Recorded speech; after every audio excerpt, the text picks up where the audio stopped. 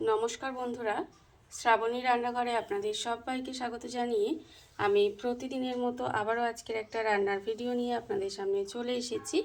আজকের আমি আপনাদের বিটের সঙ্গে অল্প একটু পোস্ত দিয়ে একটা অসাধারণ রেসিপি বানিয়ে দেখাবো। আশা করি আপনাদের ভালো লাগবে।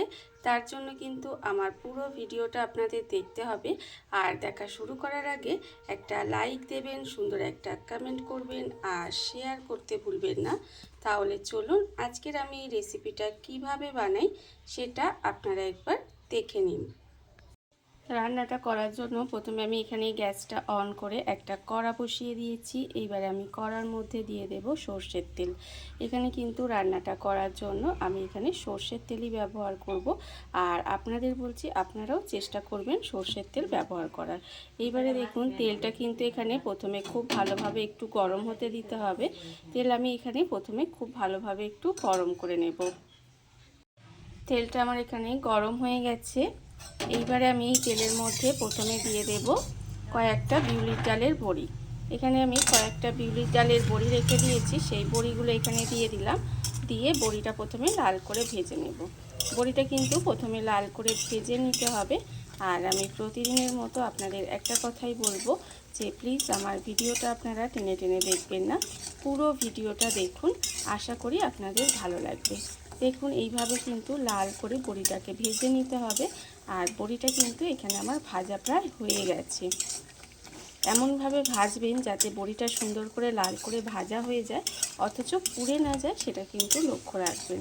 আর আজকের আমি যে বিটের রেসিপিটা আপনাদের দেখাচ্ছি সেটা কিন্তু খেতে ভীষণই সুন্দর লাগে। যারা বিট খেতে পছন্দ করে না তারাও কিন্তু এইভাবে যদি আপনারা বানিয়ে দেন তাহলে তারাও ভালোবেসে খেয়ে নেবে। দেখুন এবার কিন্তু বড়িটা আমি এখানে সুন্দর করে ভাজা হয়ে গেছে। এর থেকে আর লাল করব না। এবার এটাকে আলাদা করে তুলে রেখে দেবো।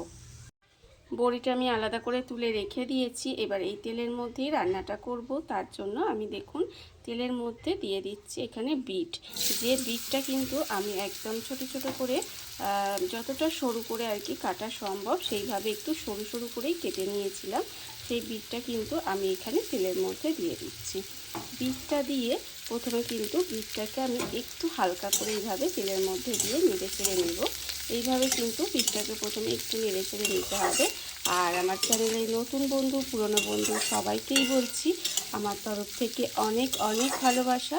নতুন বন্ধুদের বলবো যদি আমার চ্যানেলটা আপনারা সাবস্ক্রাইব করেন তাহলে পাশে থাকা বেল বাটনটা অবশ্যই প্রেস করে দেবেন, যাতে আমি যখনই কোনো নিত্য নতুন ভিডিও আপলোড করব সবার প্রথমে আপনাদের কাছে নোটিফিকেশান চলে যাবে এবং আপনারা আপনাদের সময় মতো ভিডিওটা দেখে নিতে পারবেন।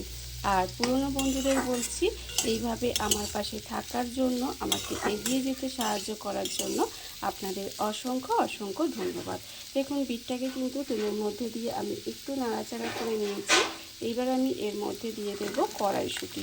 এখানে কিন্তু আমি কয়েকটা কড়াইশুঁটি ছাড়িয়ে ধুয়ে পরিষ্কার করে রেখেছিলাম, সেই কড়াইশুঁটিটাও এর মধ্যে দিয়ে দিলাম। দিয়ে এবার এটাকেও কিন্তু এইভাবে একটু সুন্দর করে নেড়ে চেড়ে রান্না করে নেব।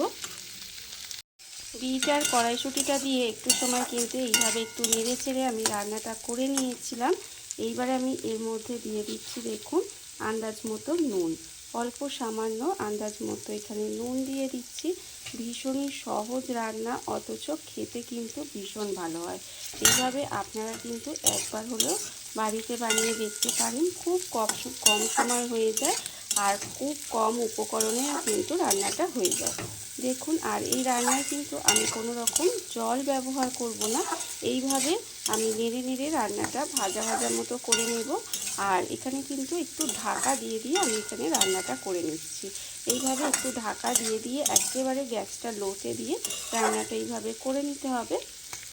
ঢাকা দিয়ে দিয়ে আর গ্যাসটাকে লোতে দিয়ে কিন্তু আমি এইভাবে কিছুক্ষণ রান্নাটা করে নিয়েছি। এর ফলে দেখুন বিটটা কিন্তু আমার এখানে প্রায় নরম হয়ে সেদ্ধ হয়ে গেছে, দেখতেই পাচ্ছেন। এইভাবে যখন একটু নরম হয়ে আসবে তখন কিন্তু আমি এর মধ্যে দিয়ে দেব খুব অল্প সামান্য একটু চিনি। একটু চিনি দিলে কি হবে, এই রান্নাটা খেতে কিন্তু ভালো লাগে। তাই অল্প সামান্য একটু চিনি দিয়ে দিলাম। দিয়ে এটাকে কিন্তু আরও একটু সময়ভাবে নেড়ে চেড়ে রান্নাটা করে নিচ্ছি। আর এটা যতক্ষণ আমি এখানে করছি ততক্ষণ দেখুন অন্যদিকে আমি যে বড়িটা এখানে ভেজে রেখেছিলাম, দেখুন সেই বড়িটা কিন্তু একটু ভেঙে গুঁড়ো করে নেব। এই বড়িটা কিন্তু একটু গুঁড়ো করে নিতে হবে। বড়িটা আমার এখানে এইভাবে গুঁড়ো করে নিয়েছি। বড়িটা এখানে গুঁড়ো করা হয়ে গেছে।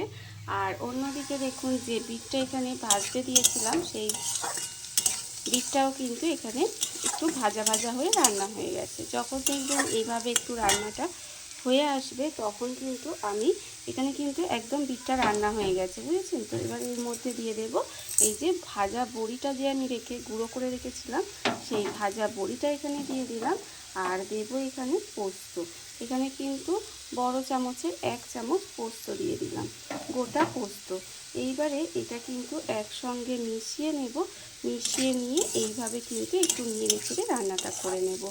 আর এই যখন বিটটা দেখবেন একদম নরম হয়ে রান্না হয়ে আসবে, তখনই কিন্তু এই ভাজা বড়ি আর পোস্তটা দিতে হবে। এর ফলে কিন্তু এটা খেতে অসম্ভব সুন্দর হয়ে যায়। এই সাধারণ রান্নাটাও কিন্তু অসাধারণ লাগে। দেখুন এবারে এইভাবে নেড়ে চেড়ে কিন্তু আর একটু সময়, প্রায় 1 থেকে 1.5 মিনিট মতো এইভাবে একটু রান্না করে নেব। রান্না আমার এখানে হয়ে গেছে। দেখুন আমি কিন্তু এটা প্রায় 1 থেকে 1.5 মিনিট মতো এইভাবে রান্নাটা করে নিয়েছিলাম। এর ফলে রান্না আমার হয়ে গেছে। এবার আমি গ্যাসটা অফ করে দেব আর আপনাদের পরিবেশন করে দেখাবো ঠিক কেমন হলো। দেখুন বন্ধুরা, বাড়িতে থাকা কত অল্প উপকরণে, কত অল্প সময়, কত সুন্দর একটা বিটের সঙ্গে অল্প একটু পোস্ত দিয়ে একটা ইউনিক রেসিপি তৈরি হয়ে গেছে। আপনারা দেখতেই পেলেন। আর এটা কিন্তু খেতে ভীষণ সুন্দর হয়। এইভাবে আপনারাও একদিন হলেও বাড়িতে বানিয়ে দেখতে পারেন। আর এই ভিডিওটা যদি আপনাদের ভালো লেগে থাকে, আপনারা আমার চ্যানেলটা সাবস্ক্রাইব করে এইভাবে আমার পাশে থেকে যেতে পারেন। তাহলে চলুন আজকের ভিডিওটা এই পর্যন্তই। নমস্কার।